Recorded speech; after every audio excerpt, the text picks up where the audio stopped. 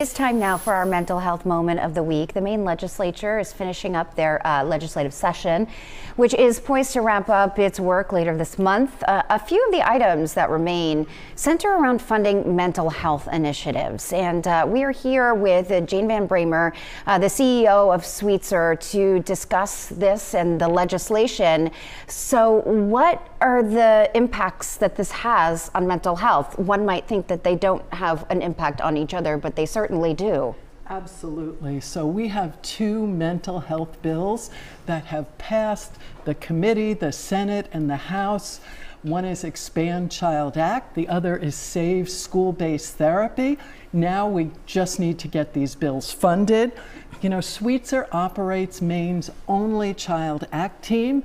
ACT stands for Assertive Community Treatment, and this is a best practice that gets kids out of hospitals, out of emergency rooms, serves them in their home while strengthening ties to their family, their schools, and their community. This program is really geared towards children that have not benefited from lower levels of treatment and that are at risk for residential crisis and inpatient services. So this bill, sponsored by Representative Lori Gramlich, seeks to incentivize the creation of two additional Child Act teams, one in Lewiston, one in Bangor, which are underserved areas, and these programs will really help youth and families in those communities. Why the focus on children's mental health? Well, children's mental health, our kids are struggling. We are seeing unprecedented levels of anxiety and depression. Maine youth, really, their suicide rates are higher than national average. 18% of our high school students considered suicide in the past year.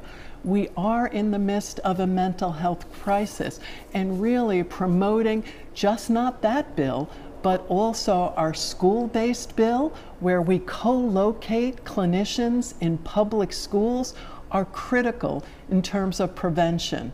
You know, Sweetser and other providers have had to cut back on this service.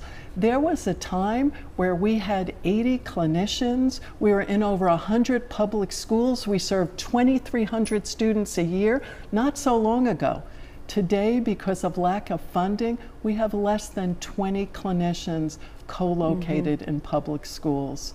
And the interesting point, and I'm sure folks at home who've been following the story, but you know, just because a bill passes through the legislature doesn't necessarily mean it's funded. So that's not the end, right? That doesn't stop there. So if people want to support the legislation and the funding of that, how do they do it? Great question. So absolutely, we are asking the public to reach out to members, the legislature's members of the Appropriations and Financial Affairs Committee. That is the body that ultimately decides what gets written into the budget.